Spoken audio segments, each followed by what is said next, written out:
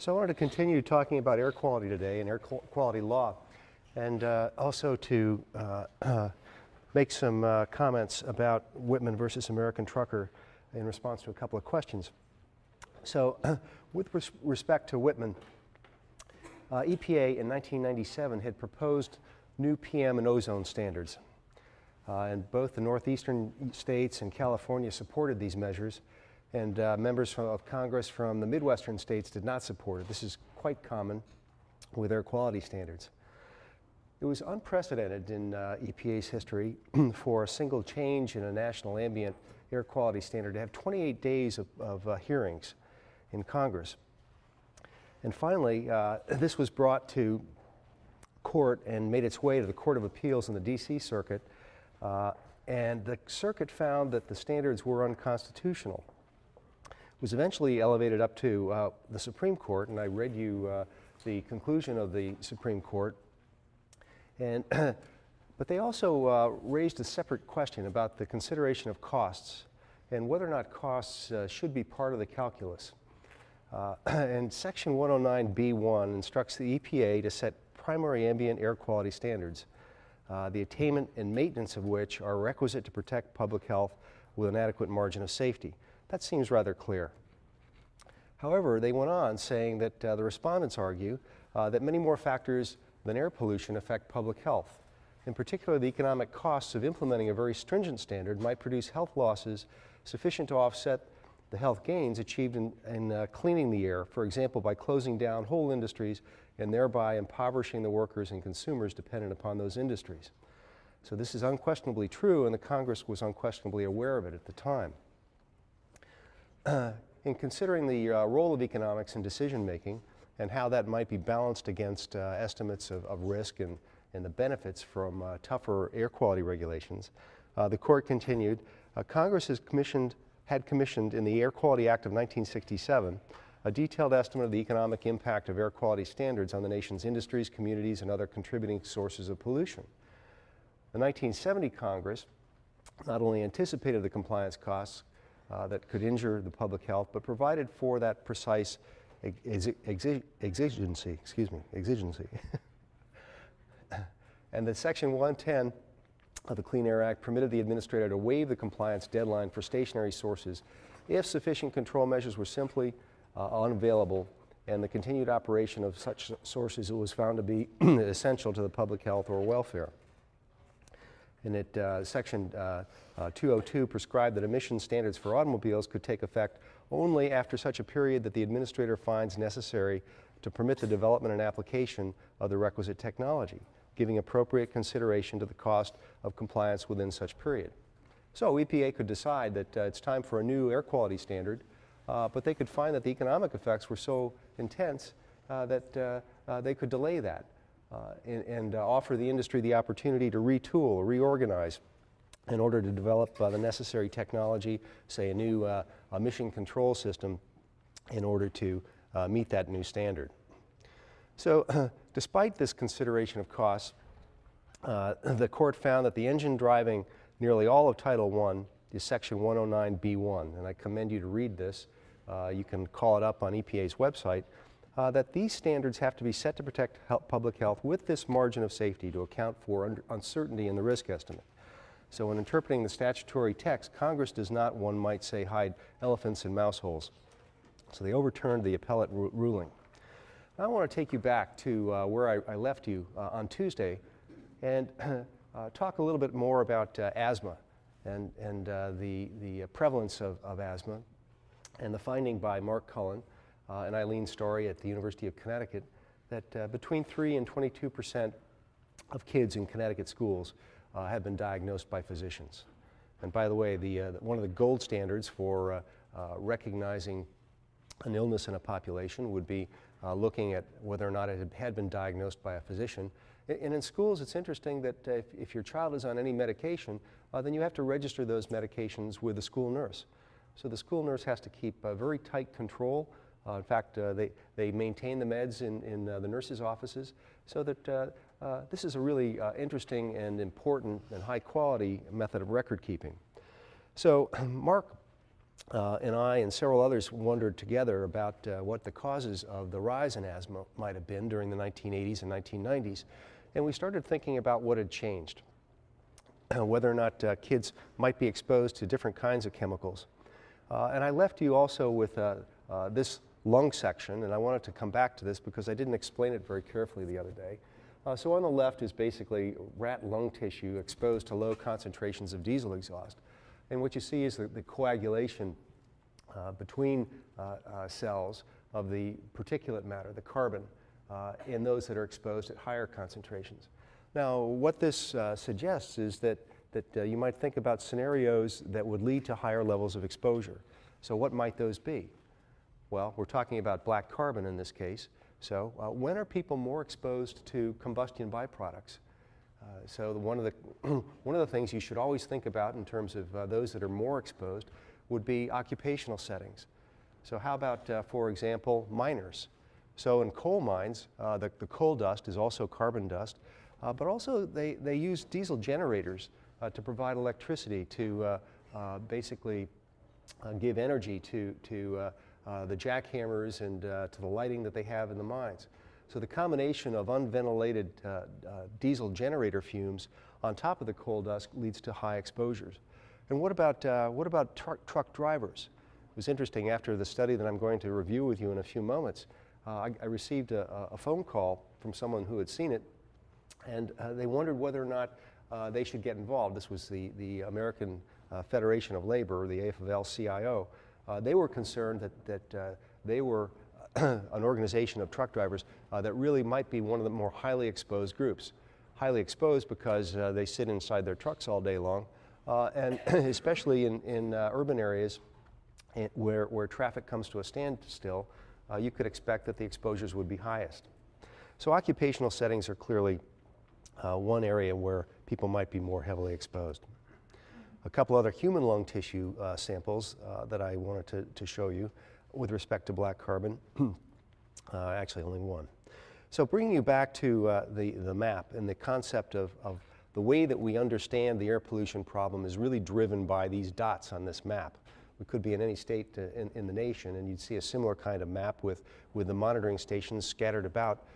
And in some instances, they have a concentration where they think that the ambient concentrations are highest, so that you can see them down along the southeastern part of the coast. And this is the area that is out of compliance. It's a non-attainment zone for both particulate matter and ozone. And also up in the Hartford area, so that you see a collection of monitors. But it also they're trying to figure out the variability in distribution of pollution. So they put monitors also in parts of the state that are less densely populated. So thinking about this, a group of us decided that we really wanted to understand what the air was like in a kid's day. So rather than relying on the reports from these different monitoring stations, what if we took monitors and we put them on children, and then we followed them through their daily routine, from the time they left home to the time that they came back to their house after school. So a group of us, including David Brown from the Centers for Disease Control, and Nancy Alderman, who runs a group called Environment and Human Health, Mark Cullen, Susan Addis, the former Commissioner of Health in Connecticut, and Bob LaCamera, who's a professor of pediatrics here. This was the group that took this study on, along with some technical analysts at UConn that run the EPA testing lab. So all of the air quality measurements that are taken in the state go through their laboratory to make sure that they're carefully analyzed. And I also left you with this chart so that you could keep in mind the idea that you've got temporal variation in ambient outdoor air quality that appears to be driven and perhaps predictable not just by month of the year, but also by hour of the day. So what were these monitors like? Here's an example, a gas canister, a little metal globe that was pulling in air at a preset rate. It had a vacuum in it. And so that we were looking for about 55 different volatile organic compounds that we knew were part of diesel emissions.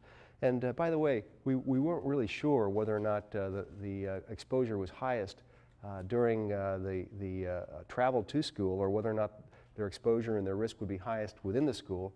So we used a variety of different pieces of equipment that could monitor chemicals that might be more concentrated either in traffic or in indoor environments. And in indoor environments, what kinds of chemicals might you be concerned about? Well, it could be, say, the chemicals in a photography laboratory or a chemistry laboratory, such as a benzene or other solvents. Or it might be other kinds of cleaning products, or it could be pesticides. So that we tried to figure this out in a way that would point us to the most risky sources of exposure. And with respect to particulate matter, these carbon particles, this was the chart that we produced. By the way, part of the story is that this is my daughter when she was about 12 years old. And so she was the first guinea pig. She agreed to carry this VOC canister, but also she has a formaldehyde pump sitting here on her jacket, and she's got a particle meter here strapped to her belt. And she carried an IV cart that had a carbon monitor, an ethylometer that's about the size of a microwave. So she walked around with this thing by her side all day long. And as a rather amusing anecdote on the side, when she first stepped on a bus, all the kids in the back of the bus screamed because of our post-11 sensitivity about what people might look like all strapped up in technical equipment. The bus driver threw her off the bus, and that's when I realized that I should have called the superintendent and warned them what we were doing. So here's the outcome of our initial tests. We found that there was a burst of exposure early in the day to PM10, and also a burst of exposure at the end of the day. But there are also increases that we saw during the middle of the day that really were not explained. And it took us a little while to figure it out, but the kind of particles that we were measuring varied by where the child was. So if they're waiting for the bus or they're on the school bus, one could presume that these were carbon particles. But if they're just in the gym moving around, these could be dust particles. So if I had a chalkboard up here and I could take an eraser and just pat it against the board, you'd see a cloud of PM10, particulate matter 10, move up into the air. The same thing with a gymnasium where you have, say, 50 kids running around playing basketball or some other sport. You get particles moving into the air. So we needed to discern the carbon particles from other kinds of particles. So 600,000 school buses exist in the United States. And we also face the problem of trying to figure out whether or not exposure during those high periods, early in the day and late in the day, were the result of going to school in traffic from the buses, or were they the particles coming from other vehicles? So I'll tell you a bit more about that in just a moment. So here's a very quick summary of this study that was picked up by Good Morning America when it was released. But now expected to get FDA approval. But now we turn back to the story. Important news for Hang every on one parent second. of children who ride school buses. Later today, a new study from Yale University will be released saying the amount of diesel's fuel.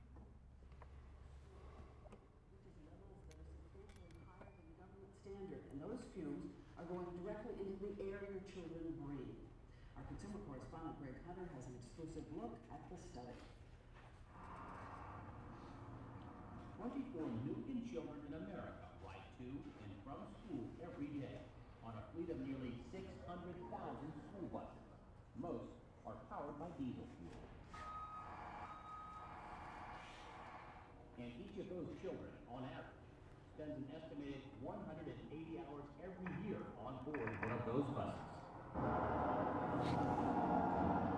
Here's the bad news. According to a new Yale University study by Professor John Varga, some kids are getting high levels of diesel exhaust from their school bus. Using ultra-sensitive monitors, which he placed directly on school children, Varga took readings of the air quality around the children every minute throughout the entire school day. So you found out exactly what they were breathing in minute to minute. Yeah, we mapped it out, actually. Every 10 seconds we took a reading. Varga's readings showed spikes in the measurement of diesel exhaust at certain points of the day. His results differ from those of the EPA because the EPA measures air quality at fixed locations and averages the results over a 3-year period. How much higher than the government's acceptable level were you finding routinely? Well, for short periods of time, we were finding levels that were 5 to 10 times higher than the government standard. That's a big spike. It was a surprise to me. There's no telling exactly what exposure to this kind of diesel exhaust could do to a child's health, but children with asthma, like 13-year-old Aaron Paternoster, say they feel it every time they get on the bus. Did you ever have a time where you got on the bus feeling great and got off the bus feeling sick? Yeah, many times. I go on the bus and then I come off where I feel a tightness in my chest, or I can feel like I'm starting to wheeze, or I feel like I need my inhaler. Her father, John, is outraged. I'm actually going to say, you know, we're doing something right now that's harmful to our children. Let's wait 5 more years before we do anything about it. The parents won't stand for that. But that's exactly what the EPA is doing. In 2006, they're going to implement new cleaner standards for all diesel engines, including school buses. The reason they're implementing cleaner standards, in part they say, because diesel exhaust is likely to cause lung cancer. And they say the regulations will prevent more than 8,000 premature deaths and more than 300,000 asthma attacks. Wargo used 2 devices. One measured gases like benzene, and the other measured ultrafine particles, such as soot. Wargo had 15 school children carry these devices throughout their school day. What we found was in the morning when they got on the bus, they were exposed to a high intensity of particulates. They tended to diminish during the school day, and then at the end of the day, there was another burst of their exposure. Wargo also found the level of diesel exhaust aboard the buses was especially high under certain conditions, such as when the buses were parked end-to-end in front of the school, with the engines idle. I can smell the exhaust on the bus. Yes, absolutely. The school bus industry says there's an earlier study conducted in a Virginia school district last March that shows breathing the air on Fairfax County Public Schools buses poses no health risks. One thing is caution the parents of the country, don't be alarmed at this point. Let's wait and make sure we understand everything before we make decisions that affect the health of our children and our own health ourselves. Another industry group, the Diesel Technology Forum, argues that the diesel engines now being produced are much cleaner than the diesel engines of the past, and that with proper maintenance, diesel school buses pose no threat to rivals. The costly process of upgrading a large bus fleet still poses a challenge to cash-strapped public schools, and even with the cash, it will still take time. Our consumer correspondent, Greg Hunter, joins us now. So you're a parent, you see this, you want to do something, what? One of the best things Dr. Wargo says that schools can do, and they do it in California, and do it in states like Connecticut, is having a no-idle policy. The school bus pulls up, they cut the engine off, and they're not kicking out all that diesel exhaust. Another thing they can do is stagger the times for the buses to come in. So instead of all of them pulling up, the kids getting on, and all of them pulling off, they stagger the times they come in, and it will help alleviate the problem. He says it's going to be kind of expensive retrofitting some of these buses, and $5,000 to $6,000. It'll take time. What's more important? Okay, a couple of sides. When we were both standing on the school bus, there was a film crew there with about 6 people. The fumes were, it was a day actually like this, with a high level of humidity. All of us got sick. All of us got sick within a matter of about 5 minutes. And it was curious because the consumer correspondent, Greg Hunter, he didn't believe that we were really picking up chemicals that were dangerous. But after he and the entire crew felt nauseous and we all got headaches because we had lined the buses up one in front of another, and we were the emissions were basically just building up as the time went by. He was clearly convinced that this was a more serious problem. So I want to take you back to the averaging issue. And remember that there's this 24-hour averaging requirement over 3 years that's in play with this standard. And that was represented by the graph that I showed you yesterday. If you took the data that we produced for just one child as an example, and you average it over 1 hour or over 8 hours, you see that all of the levels would be reduced. So your image of what the levels were would be down in this low range, missing experiences of a much higher pollution. So again, the averaging issue played out in the way that we had to think about different kinds of strategies. The other issue that I wanted to bring to your attention that surprised me was that the amount of time, the amount of exposure was far higher than I could have imagined. So this diagram just shows you that the millions of hours per year spent on buses by kids in different states. And I want to point to just a couple of states here. New York has the highest amount of time spent by child hours on a bus predominantly because of the rural parts of New York and the relatively high population in New York. But compare that to California. California has a little bit less than half of the hours or the total exposure than New York. Now, why might that be? Anybody have an idea? Sorry? More cars. I think there's more cars and less public transportation. Okay, well, remember the population of California is 40 million people, so it's a much larger population than New York. And I think that the answer is likely to be the way that residential populations and communities in California are more closely clustered together than they are in New York State. So also, if you find, what we found was that in places like Idaho, Wyoming, and Alaska, that it's very common for kids to spend 2-3 hours a day on buses, as opposed to here in Connecticut, maybe an hour at most, 45 minutes to an hour. So the pattern of land use really was driving the pattern of exposure that varied quite a bit state by state. And one other aspect of this that was important was that kids that have disabilities, and they might be disabled for a whole array of different reasons, but kids that are disabled are often bused to regional districts, regional school systems that have very specialized expertise. So on average, kids with disabilities that are moved around to benefit from the specialized expertise, they experience a higher level of exposure. Some kids spend 3 or 4 hours per day going back and forth between these control centers. And I mentioned earlier in the term that I got a call from a woman in Alaska who wondered about her child who was only 3 years old, who she put just behind the driver's seat. She was the driver of the bus. The child was asthmatic, and she was having trouble controlling the asthma with medications. And she wondered whether or not the school bus might be a problem. So I asked her, well, how long is your daily routine? How long does your child spend on the bus? And it was 8.5 hours per day. So that thinking about these high-end exposures and where which groups in the population might be susceptible is an important aspect of this. So just one other thing that was interesting in terms of study design, and again in terms of sampling strategy. First of all, we were monitoring individual kids and individual buses, and I just want to reinforce again the importance of thinking about sampling strategy. And remember the little 200-mile radius from the Nevada test site when the Atomic Energy Commission set up their sampling design in that way, and how everybody was fooled into thinking that those particles wouldn't go beyond that area. There's another defect in scientific thinking that led to confusion. In this case, we really didn't understand whether or not the level of pollution that we were measuring was coming from inside the bus, from other traffic, or from other sources.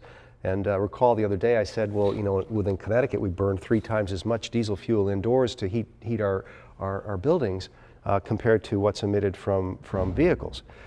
So it was very important to us to get a sense of what was actually coming out of a bus. So we set up a separate experimental bus route in a very rural part of Connecticut that was far away from any residential unit or any other source of carbon that we could think of, other than carbon that's kind of moving long distance and existing at low levels. So we would look at our meters and see that the levels were close to zero, and this was reflected also in the state's monitoring facilities. And then we turned the buses on, and we saw an immediate jump in the particulate count and also in the VOC emissions within the buses after we did that. We also saw a couple of interesting patterns. And my daughter, for example, was on a school bus. She was picked up near my house, and she was taken to school. And there's this increase in concentration, which is kind of curious.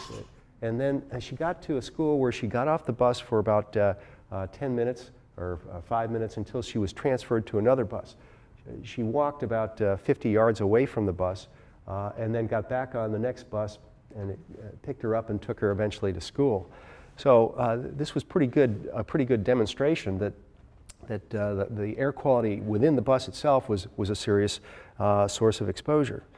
We also found, kind of curiously, if we looked at kind of the horizontal movement, and we also looked at the behavioral pattern, that we could figure out that elevation change across a route made a difference in the particle level within the bus cabin. So as a bus went uphill, it's under load, it produces more pollution. Emissions are quite a bit higher, both for VOCs as well as for the small particles. In fact, I was coming to work the other day in traffic, and there was a truck next to me, and the truck was using his engine as a brake. So we would accelerate in traffic, and I was right behind this bus. Accelerate in traffic, I could see the dark black smoke coming out, meaning the engine is under load and it's not operating very efficiently. And then the traffic in front of the truck would slow down, and he would use his engine to brake the truck. It was under load again, and then you see the black smoke come up again. So remember that a cruising speed at about 65, 70 miles an hour is the most efficient level of combustion for most diesel trucks and vehicles. And by the way, I don't think I mentioned this the other day, there are about 90 million diesel trucks and vehicles in the United States today. So this problem is much bigger than just the 600,000 school buses that I'm looking at in this study.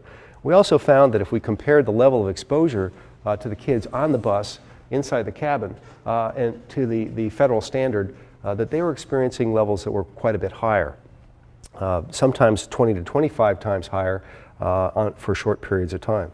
And then we found this kind of curious thing that an idling vehicle collects more pollution inside the cabin than a moving vehicle. So there's a ventilation process that occurs when a vehicle moves, unless the vehicle is moving in a train of buses that are coming into a school or leaving a school. By the way, most vehicles have no filtration system. Most trucks and buses have no filtration system for the air in the indoor cabin. And by the way, if you get to the point where you want to buy a new car, I would really encourage you to think carefully about the relative quality of air filtration. There are some vehicles now, the Japanese vehicles started to put filtration equipment in first, but it makes a significant difference to the quality of the indoor air. You can test that in a kind of an interesting way with respect to particulates and carbon. So you can just take your finger and don't clean your dashboard for 6 months, for example, and then just take your finger and wipe it across, and you'll pick up a variety of particles that will come in because the interior cabin is so poorly filtered.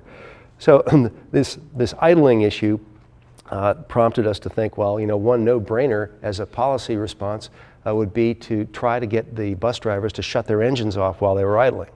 This is a much harder problem to crack with respect to trucks, because trucks today are commonly on, their ignition is switched on 24 hours a day, because the engine itself is providing electricity through a generator to refrigerate the cargo, but it's also providing electricity for the main cabin. And for some long distance haulers, especially independent operators, they basically live in their trucks. They will pull over to the side at a McDonald's and sleep for 6 or 8 hours, or they'll pull into a truck stop. And most truck stops are not equipped with these electronic outlets so that they could plug their truck in and turn their engine off. So they're burning fuel almost 24 hours a day and idling. And the level of emissions are higher in the engine while it's idling. But also I think that the truck driver's exposure is really quite a serious issue.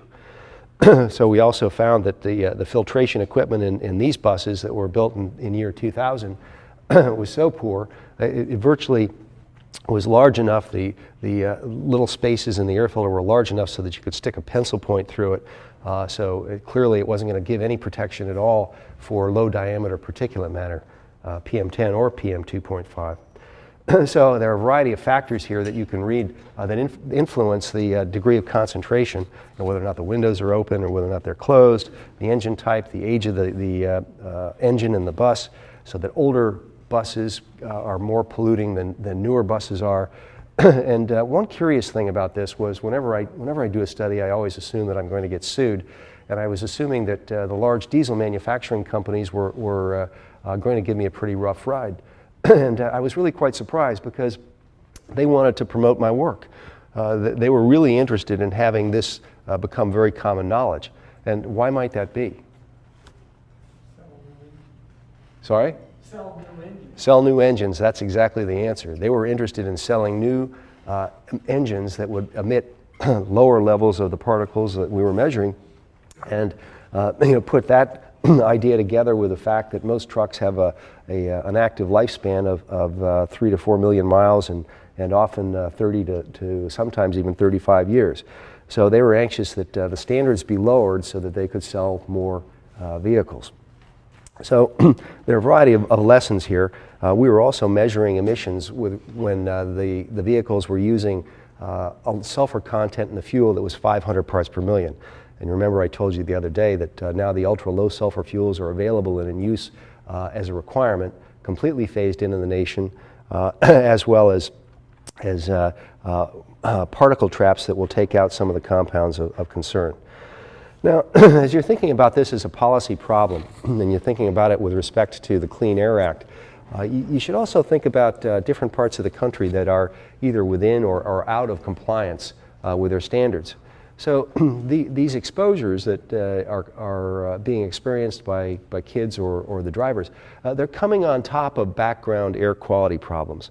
In other words, if you look here in Connecticut, you see that we are the southern part of Connecticut, we are in an orange where we're exceeding the 8-hour ozone standard, and we were also, when we were doing the study, exceeding the particulate matter standard as well. So that on a day like this, you get many of the particles being rained out of the air, but on a still humid day in the middle of the summer, you're going to get a very high level background ambient, it's called ambient exposure. So that these within the bus exposures, or you can imagine other kinds of pollutants in your daily life, they're coming on top of this background level of exposure. I was also quite surprised to find that diesel particles are measurable in any building in the nation. There's an ambient background level of diesel particles even in this room, as we were able to discern just the other day. But I can't smell diesel exhaust in the room today. But if you had the latest and most sensitive detection equipment, you could smell it. So we're all experiencing this background level of exposure. So, one way of thinking about it is how many hours on the bus is going to lead to what kind of a total exposure. And so if the blue here is representative of the background level of exposure, maybe 17, 18 micrograms per cubic meter of PM 2.5, then these other bus exposures in the colored segments are coming on top of that. So if you look way over on the right, for a child that's on a bus for 3 hours, they would be experiencing the level of pollution that would be twice what the federal standard is. So as you're thinking about how to create a health protective standard, you need to think about these ambient average background levels that are being picked up and measured by the fixed monitoring equipment, but also think about just how daily behavior leads people to be exposed in very different ways.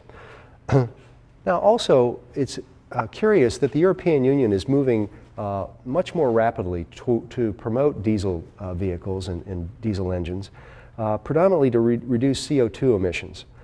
So that diesel now represents about 20% of the Europeans' passenger fleet, whereas in the United States, it represents less than 3%.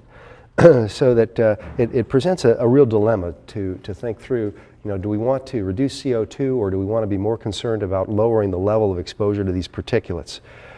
So, these kinds of questions can lead to policy recommendations. And for any kind of a problem, I want to encourage you to think about, first of all, what's the right target for your proposal? Is it the federal government, state government, local governments? Would it be voluntary standards that you might encourage to the corporations that manufacture these products?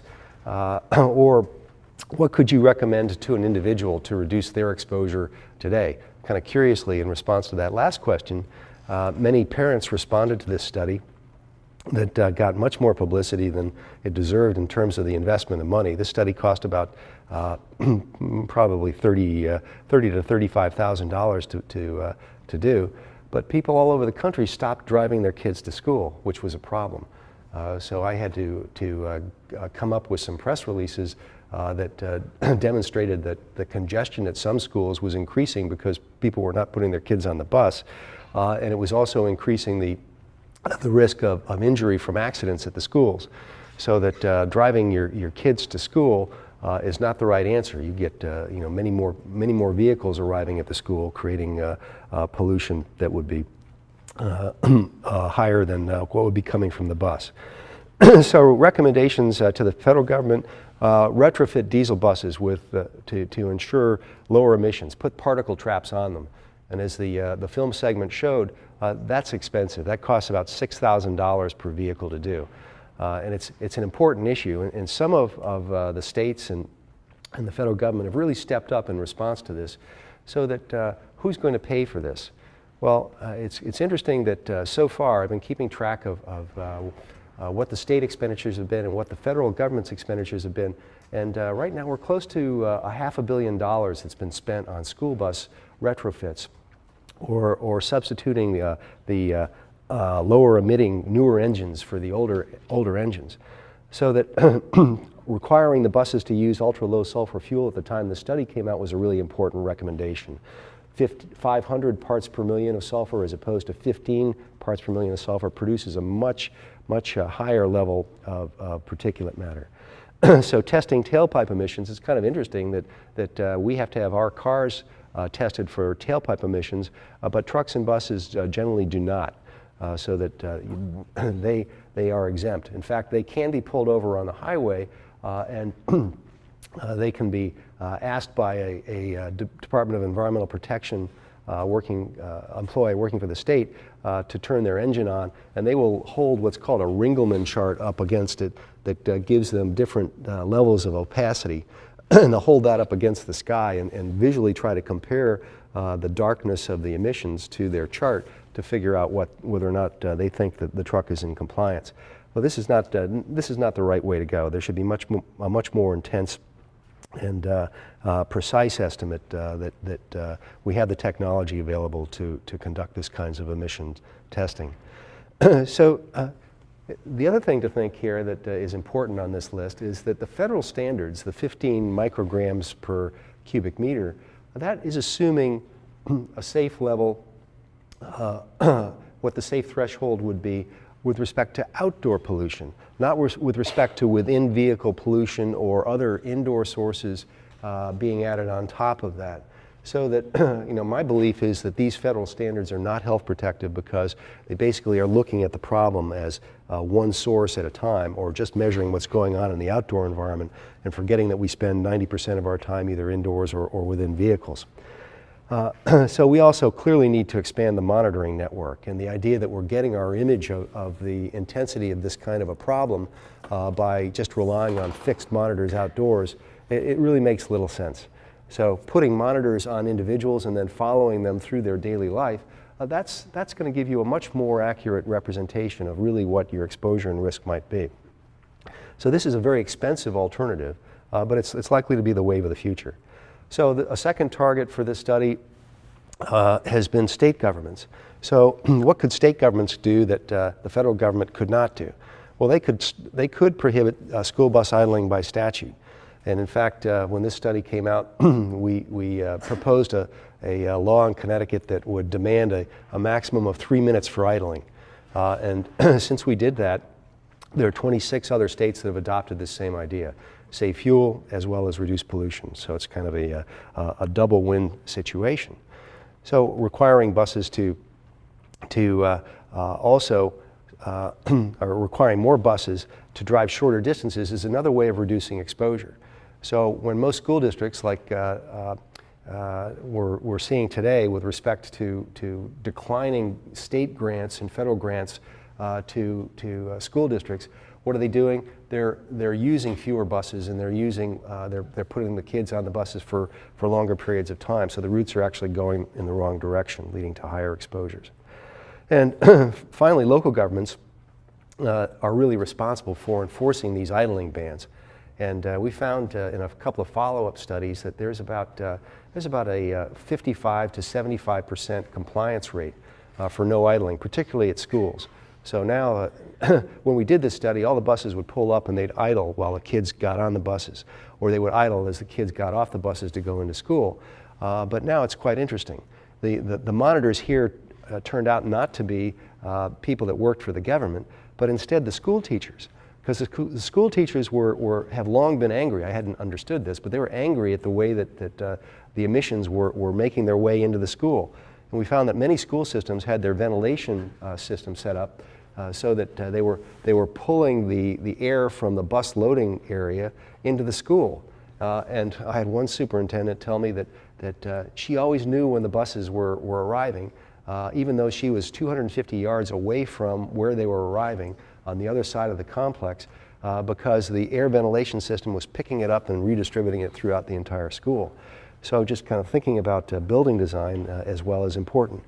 Also in my own town, in response to this, because we did some of the testing in the town, when the town built a new school 2 years ago, it decided to create a staging area, a separate parking facility where buses could go, and instead of all the buses training in at the same time or all leaving at the same time, they could stagger it so that when one bus is following another bus, it's simply going to be picking up the exhaust and distributing it. So I wanted to give you just a sense of a couple other kind of air quality problems that you may not have heard of. This one was new to me. There was a CNN reporter from whose beat is the Pentagon who called me the other day, and he said, can you help me out? Can you help me understand what the threat is to people in the military from open pit burning? Open pit burning of garbage right now is prohibited in the United States, although many people do it in their backyard. And open pit burning is the primary source of emission of dioxins to the atmosphere. So people on the right-hand side of this in a barrel will stuff their garbage, their waste into it, and just burn it instead of having to pay for a trash collector. So you might save $100 per month if you did this. So that what's coming out is a product of very low temperature combustion, which is perfect for the formation of dioxins and furans. And dioxins, some of the congeners are known to be the most carcinogenic substances that we are now aware of. So that also you could think about how pollution would kind of gather on the surface nearby. Could gather on foods or vegetable gardens, but also kids playing in a sandbox. So this is a kind of a surprising source of our exposure to dioxins that are persistent, bioaccumulative, and carcinogenic. There is a lawsuit that is being considered by a group of those in the Air Force that were responsible for maintaining these trash pits. They're responsible to throw the garbage in. And you can imagine what their exposure would be. And what is the primary component now of most of our waste? Well, it's turning out to be, in terms of spatial volume, rather than weight, it's turning out to be plastics. So plastics, when they're burned, particularly polyvinyl chloride, is pretty well recognized to emit dioxins. We have another phenomenon going on in response to higher fossil fuel prices, especially in the northern latitudes in the country, and these are wood boilers. People are buying wood boilers and basically not using their furnaces, their natural gas furnaces or their diesel fuel furnaces, so that these burn at a fairly low temperature, and they also emit a variety of pollutants, including most of the particles and in diameters that are quite small, just like tobacco smoke or like diesel emissions. And here's just one example of the effect of one household having one wood burner. And you can see this spreading over an area that is now, at this point in the photograph, it's about almost a half a mile wide. And the concentration of particulates in this area, because I've worked on wood smoke, if you can see wood smoke at this level, the particulate concentrations are likely to be in the many multiples above that 15 microgram federal limit. So that this is a phenomenon that is increasing in prevalence and leading to really quite extreme exposures. I know this firsthand because I have a neighbor that installed one of these boilers. And he lives in a valley, and I live on the hill above the valley. So every morning when the air is still because the sun hasn't energized the atmosphere, it builds up in the valley, just like you can see in this case. It takes the sun to heat the atmosphere, and basically until about 9 or 10 o'clock, it elevates. But our house is filled with wood smoke from his house, as an example. And the compounds in wood smoke are just as dangerous as the compounds in tobacco.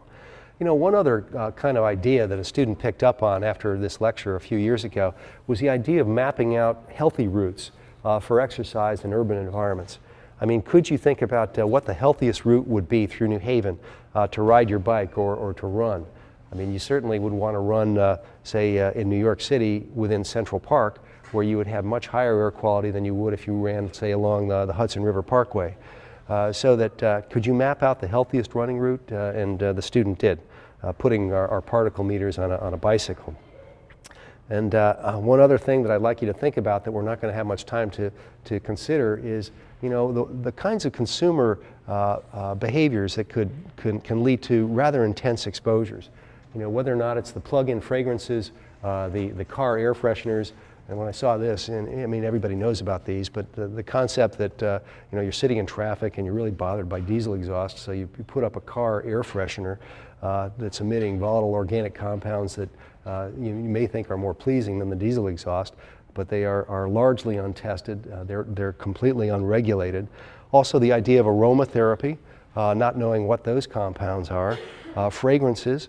When we talk about plastics next week, we'll find that there are plasticizers that are hormonally active in humans and many species of mammals that are components of some of the most heavily used fragrances, and also laundry detergents.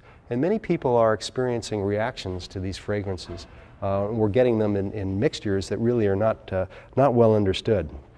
So I'll leave you with that, thinking that you know, as you walk through your daily life, think about ways you could modify your behavior in a way that would reduce your exposure.